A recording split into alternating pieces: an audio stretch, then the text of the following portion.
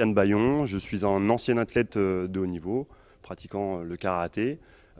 J'ai été champion de France, champion d'Europe et champion du monde. Et aujourd'hui, je suis entraîneur national et également entraîneur du pôle France de Châtenay-Malabry. Lolita Dena, 27 ans, championne du monde par équipe, vice-championne du monde dans ma catégorie.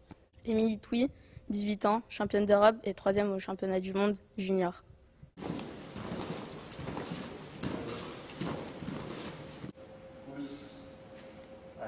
Le karaté est un sport qui permet de développer énormément de choses et très bénéfique en général pour les enfants. C'est un sport où on se sert de plusieurs parties du corps, les techniques de poing, les techniques de jambes, les balayages, les déplacements. Donc ça demande des qualités de coordination très importantes. Ça permet de développer cette coordination. C'est souvent très recherché pour la petite enfance. Et puis des qualités de concentration, parce que c'est un sport où il faut être capable de toucher son adversaire sans le blesser, avec précision.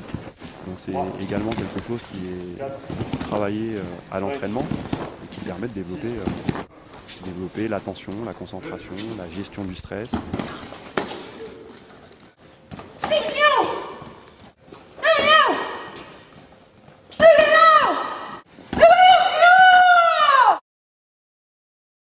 Il y a deux niveaux principaux. La partie Shudan, qui est la partie en dessous du visage et au-dessus de la ceinture. Et donc les techniques de poing sur cette partie sont comptabilisées de 1 point. Et les techniques de pied, 2 points. Ensuite, il y a toutes les techniques qui sont au niveau Jodan, c'est-à-dire au visage, la face. Donc ces techniques doivent être contrôlées. La touche légère est autorisée si elle ne blesse pas son adversaire. Donc les techniques de poing au niveau Jodan sont comptabilisées 1 point. Et les techniques de visage, 3 points, donc le maximum. Et puis il existe une troisième zone de touche, ou en tout cas valorisation de points. C'est toutes les techniques de crochetage, de balayage et de projection. À partir du moment où elles sont suivies au sol, sont comptabilisées 3 points.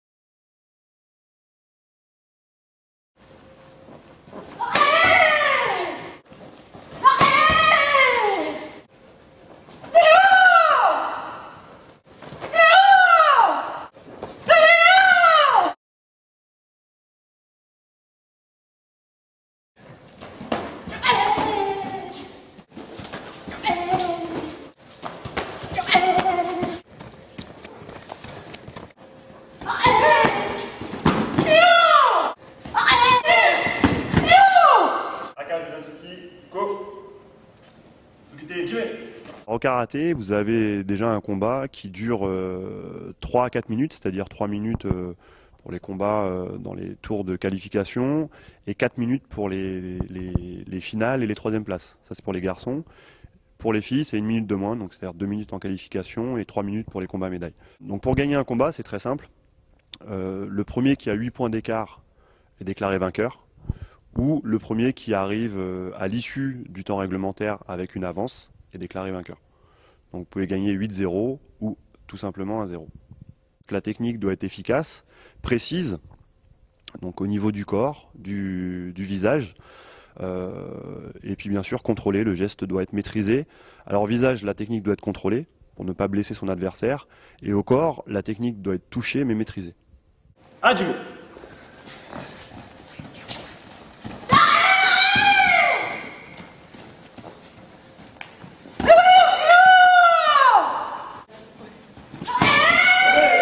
Shudan Giri, Wazari, Vite Jbe.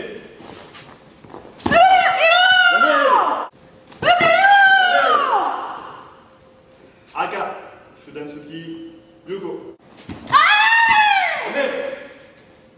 Ao, Jodan Giri, Pon, Sukte Jbe.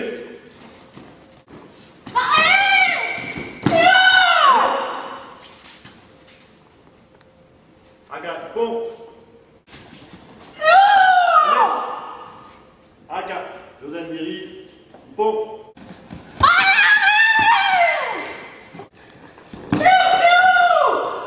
au karaté, il existe des sanctions qui peuvent entraîner la disqualification d'un combattant.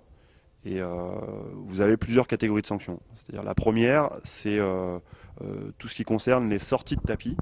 Vous avez une surface de tapis, et si vous sortez de l'extrémité de la surface, c'est-à-dire qui est souvent matérialisée par la couleur rouge, vous avez un avertissement. Au bout de 3 avertissements, vous pouvez être disqualifié.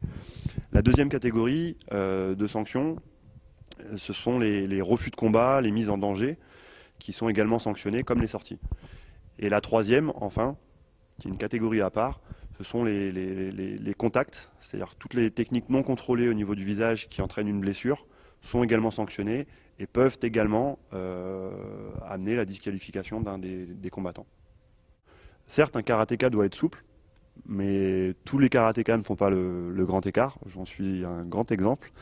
Mais je pense que quand on parle de souplesse, c'est pas uniquement d'être capable de monter la jambe le plus haut possible.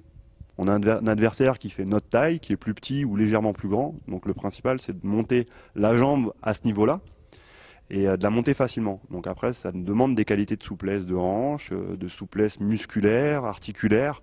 Et le grand écart n'est pas forcément une obligation.